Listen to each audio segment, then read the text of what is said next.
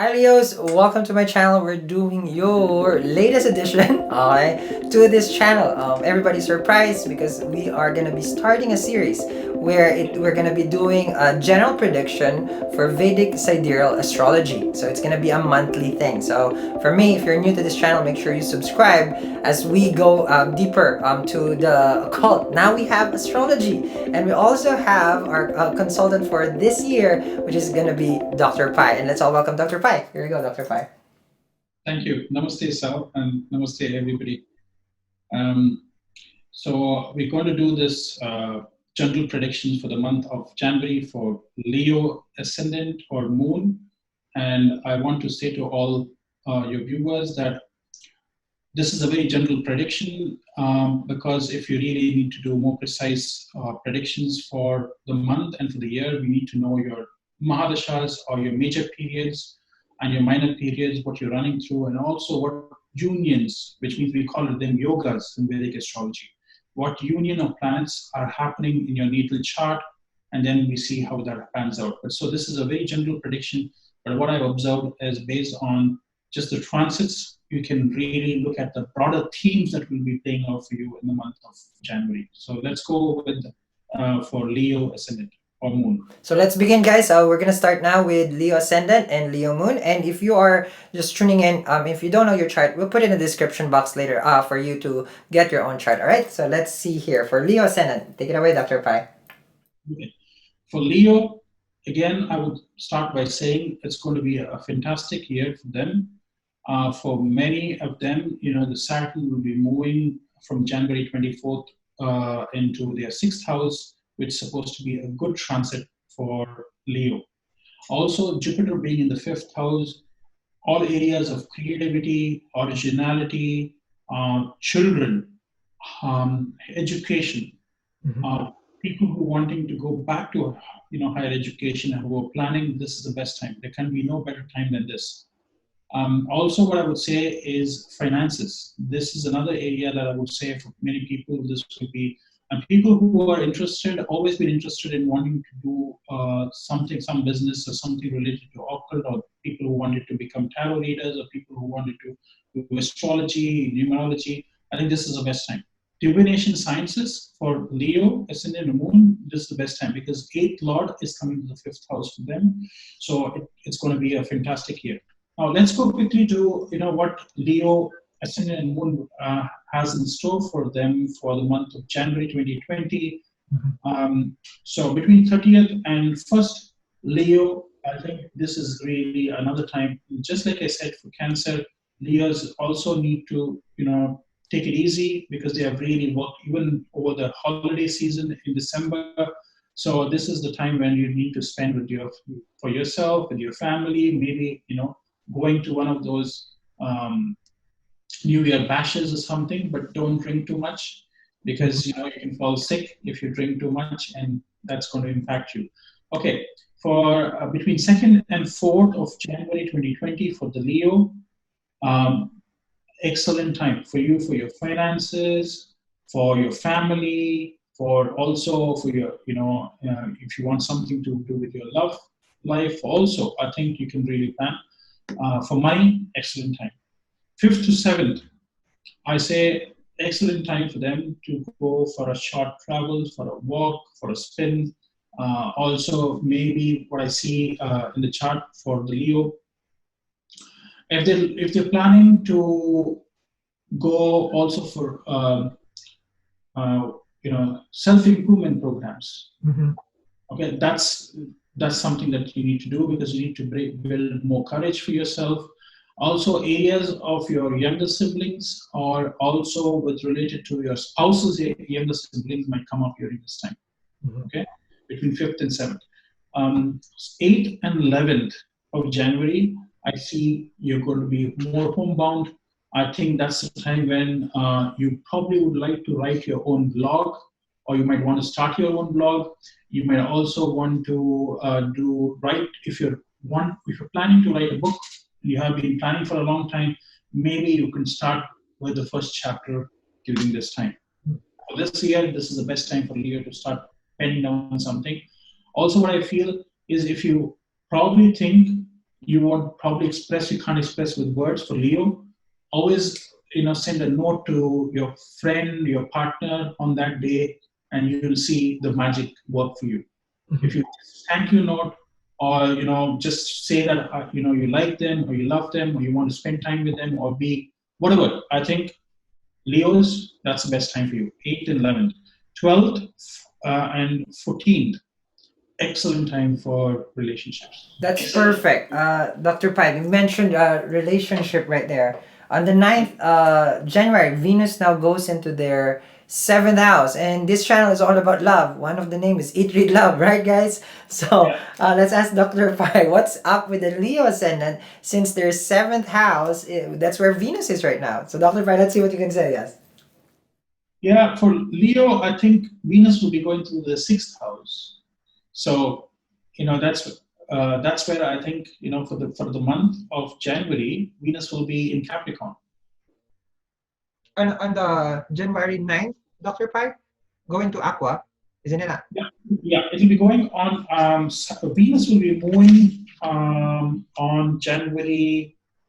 Yeah, January 9th is going to move to 7th. That's going to be a brilliant time for them again when Venus comes there.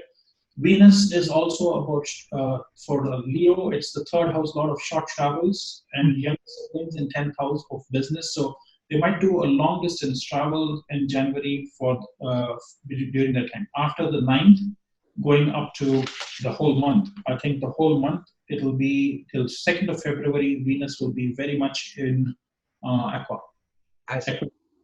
So very good time for them. And I think whether it's their office space, see, I say Venus is about all the sensual things, beautiful things, colorful things, perfumes. I would say again, better perfumes if you really want to go out for your work and your business, everything.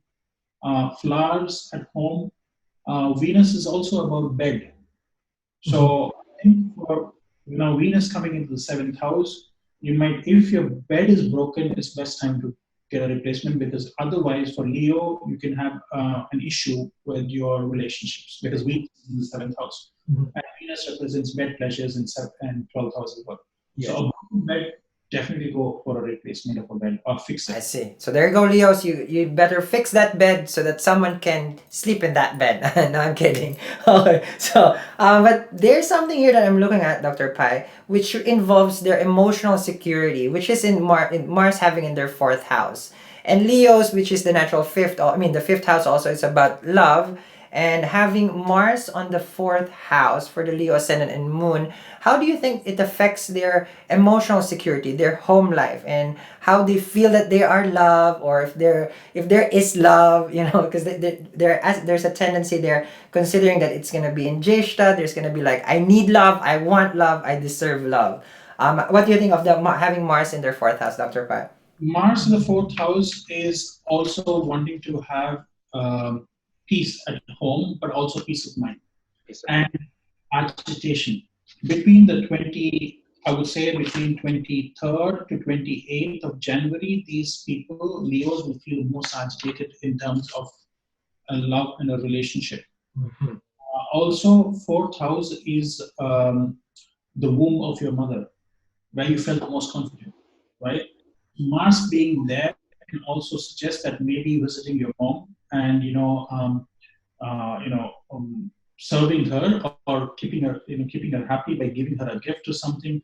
Even a hug would be the best thing for Mars to go there, because otherwise it can show you aggression in the fourth house. Fourth house is also of vehicles. If you are planning to get a car, maybe this is the best time for Leos to get a car in this month. Perfect. Now, the last part that I want to ask you, Dr. Pai, is since that the solar eclipse, because it does happen, it does have energies carried out, all the way to 60 to 90 days. And the solar eclipse happened in their fifth house, which is Leo is the natural fifth. And considering that it happened also on your fifth house, which is house of romantic connection, creativity, self-expression, what would be the transformation that would happen to their fifth house, Dr. Pai? I think it's also going to bring some huge areas of their life is going to be their past life birth. issues. Fifth house is also past life merit. So Yes. something about coming to terms with your past life, also something to come with your maternal grandfather. Fifth house I see with maternal grandfather as well, if there's some connection. Also, fifth house is also sacred speech and holy scriptures. Yes. So, and Jupiter transiting there might also bring you going more in, the spiritual side of things, of being a spiritual seeker, seeking for a guru or a teacher who can really teach you some things that you have wanting to learn for so long. Maybe that's what is going to show for the Leo. But yes, when you talk about that area of your life, which is the love, yes, because fifth house, the eclipses happen. I think the eclipse will be probably active till about mid of the Feb, which it will be very, very active. After that, I think it's going to be easier for Leo. Okay, and also the fifth house is the house of mantra. So this is the perfect time. The more that you do recite your own prayers, it would be beneficial for you to receive a past life merit. So this is the time for Leo ascendant to start doing some spiritual work, and it's like some prayers. It would be very, very beneficial. Considering that is in the fifth house also for Jupiter in Sag. Okay, so we're gonna hear some last few words from Dr. Pai. Let's see here for the Leo ascendant. Okay, the for Leo ascendant and moon, what I would say is also make it a practice to write positive affirmations on a piece of paper and put it in a small box. And what I tell some of my clients is the best way to connect with yourself is you write a positive affirmation every day, put it in a box, and then take one thing from the box which you have put previously and read them and put it back again. So over a period of time, whatever you wanted to manifest, because fifth house through writing, because it's authorship. Fifth house is authorship. Fifth house for Leo, if you're wanting to write a book or you're wanting to start a good practice, a yogic practice, or a mantras or spiritual practice is good.